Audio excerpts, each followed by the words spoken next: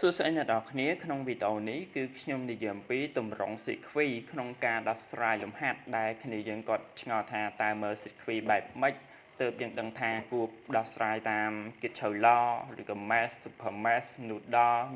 super node ចឹងយើងត្រូវចែកឲ្យដាច់រវាងគិតឆៅឡ math super math nodal super node បើយើងនិយាយទៅគៀតឆៅឡគឺជាច្បាប់អគ្គិសនីមូលដ្ឋានមួយដើម្បីយកមកដោះស្រាយលំហាត់ហ្នឹងប៉ុន្តែសម្រាប់ math super math nodal super node ហ្នឹងគឺជាវិធីសាស្ត្រទេរាល់ការប្រើវាគឺតែងតែយកច្បាប់គៀតឆៅឡមកអនុវត្តគឺវាមានច្បាប់ចរន្តនិងច្បាប់តង់ឆុងច្បាប់របស់គាត់ពីរហ្នឹងច្បាប់ទី1ច្បាប់ទី2អូខេ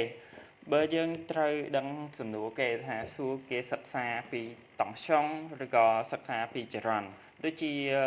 math super math អីគឺគេដោះស្រាយលំហាត់នៅក្នុងសៀគ្វីដែលគេសួររកចរន្ត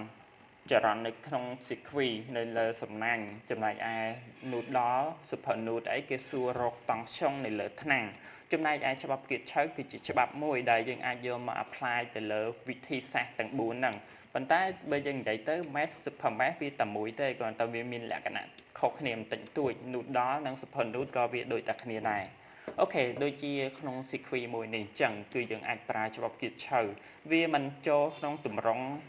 math analysis ឬក៏ nodal analysis អីទេដោយសារវា sequence តែមួយជុំវាអត់មានអីគេ sequence ជាថ្នាំងឬក៏ជាសំណាញ់ដែលយើងហៅ math ហ្នឹងអញ្ចឹងយើងអាចប្រើច្បាប់គៀតឆៅមកដោះស្រាយបាននឹងលំហាត់មួយចំនួនទៀតដែលយើងមានប្រសពគ្នាមានចរន្តអីអាហ្នឹងយើងអាចប្រើច្បាប់ចរន្តឬក៏ច្បាប់អានេះគេ apply លើច្បាប់តង់ឆុងច្បាប់ទី2របស់គាត់ចំណែកឯក្នុងនេះគឺយើងត្រូវមើលយើងដឹងថាវាមាន sequence ច្រើនអញ្ចឹងវាអាចមាន loop ឬក៏ថ្នាំងយើងដោះស្រាយជាប្រព័ន្ធសមីការវាអាចដោះស្រាយជា math ឬក៏ nodal វាទៅតាមសំណួរគេដែលគេសួរថាគេសួររកចរន្តឬក៏តង់ឆុងតែ nodal គេសិក្សាតង់ឆុងលើថ្នាំង math គេសិក្សាចរន្តទៅលើខ្សែ sequence ហ្នឹងអូខេយើងនិយាយពីច្បាប់គៀតឆៅនេះគឺទម្រង់ sequence ដែលយើងអាចប្រើច្បាប់គៀតឆៅមកដោះស្រាយវាគ្រាន់តែជាsequence មួយជុំបិទចិត្តដែលយើងអាចប្រើច្បាប់តង់ឆុងផបបូកតង់ឆុងsequence បិទចិត្តអញ្ចឹងយើងអាចរកតង់ឆុងនៅលើគ្រឿងទទួលហ្នឹងឬក៏មានខ្ញុំអាចបានដាក់ sequence មួយទៀតយើងប្រើច្បាប់ចរន្តដែលមានចរន្តចូលចរន្តចេញអាហ្នឹងគឺយើងប្រើច្បាប់គៀតឆៅគឺវាមានទម្រង់សាមញ្ញគ្រាន់តែជា loop នៃ sequence មួយជុំអីទេសំបីសម្រាប់ super math អីនេះក៏យើងអាចក៏យើងប្រើអានេះប្រសិនបើគេសួររកតង់ឆុងគឺជា nodal analysis យើងប្រើជាប់គិតឆៅដើម្បីដោះស្រាយក្នុងឬក៏នេះខ្ញុំឧទាហរណ៍ថា loop នេះឬក៏ loop នេះវាសិតតែជាច្បាប់គិតឆៅទេដែលយើងប្រើប៉ុន្តែថាយើងប្រើវិធីសាស្ត្រ math ឬក៏ nodal អូខេខ្ញុំបង្ហាញនេះឧទាហរណ៍ថា sequence math ប្រើ math analysis ខ្ញុំបកប្រែជាខ្មែរយើងអាចហៅថាសំណាញ់ខ្ញុំមិនដឹងថានិយាយជាខ្មែរគួរតែបកប្រែមិនទេតែអត្ថន័យវាគឺសំណាញ់យើងនិយាយពី math គឺមានន័យថាក្រឡាបិទចិត្តឧទាហរណ៍ថាសំណាញ់អីអញ្ចឹងជាដើមជាក្រឡាតែសម្រាប់ math គេនិយាយជានៅក្នុងសំណាញ់ហ្នឹងគឺវាអត់មានអីទេវាអាចមាន register កាត់ក្នុងទេបើកាត់ក្នុងគេមិនហៅជា math ទេឧទាហរណ៍ថាក្នុងនេះមួយជុំនេះគេហៅថា loop គេអាចប្រើថា loop analysis ចំណែកឯ math មួយជុំនេះក៏បានគេហៅ math ដោយសារនៅខាងក្នុងហ្នឹងវាអត់មាន sequence អីផ្សេងទេអាហ្នឹងក៏វាអាចហៅជា loop ដែរអញ្ចឹងយើងសុទ្ធតែប្រើជាច្បាប់គេឆៅមកប្រើគឺយើងប្រើច្បាប់តង់ឆុងណាផបបូកតង់ឆុងក្នុងមួយ loop គឺស្មើ0គឺយើងប្រើ loop analysis ហ្នឹងគឺជា math គឺយើងត្រូវប្រើច្បាប់គិតឆៅជាដាច់ខាតគ្រាន់តែថាការដោះស្រាយហ្នឹងក្នុងហ្នឹងគេសួររកចរន្តឧទាហរណ៍គេសួររកចរន្ត E1 E2 E3 ប្រសិនបើគេសួររកចរន្តគឺយើងទៅប្រើច្បាប់គិតឆៅ voltage law គឺផបបូកតង់ឆុងនៅក្នុងមួយ loop តែអាហ្នឹងគឺគេប្រើជាmath analysis អាហ្នឹងគេហៅថាវិធីសាស្ត្រ math analysis គេប្រើតង់ឆុងមួយ loop អានេះគេចង់ជាប្រព័ន្ធសមីការមួយប្រព័ន្ធសមីការ2 នឹងអាក្រៅមួយទៀតប្រព័ន្ធសមីការ3យើងអាចរក E1 E2 E3 បានអាហ្នឹងគេហៅថា mesh analysis ប្រើវិធីសាស្ត្រ mesh អានេះក៏អញ្ចឹងដែរវាមានជាលុបអញ្ចឹងគេមើលបែងចែកជាសម្លាញ់វា1 2 3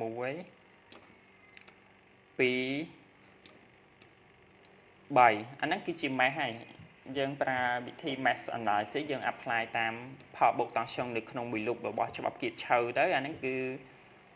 និយាយរួមបើសិនបើគេសួររកចរន្តគឺយើងទៅប្រើវិធី mesh analysis ចំណែកឯយើងមើល super mesh ហ្នឹងខ្ញុំបកប្រែជាខ្មែរខ្ញុំនិយាយថាជាសម្លាញ់ពិសេសចុះខ្ញុំដឹងតែពាក្យអង់គ្លេសគេហៅថា super mesh វាខុសគ្នាត្រង់ថានេះឃើញគឺនៅក្នុង mesh ឃើញវានៅក្នុង mesh ហ្នឹងវាមានប្រភពជាមួយនឹង register អាកន្លែងចេញពីថ្នាំងហ្នឹងសម្រាប់ឯអាកន្លែង mesh ហ្នឹងគឺវាអត់មានទេកន្លែងថ្នាំងចេញពី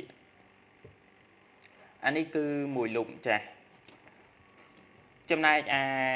super mesh គ្រាន់តែវាមាននេះ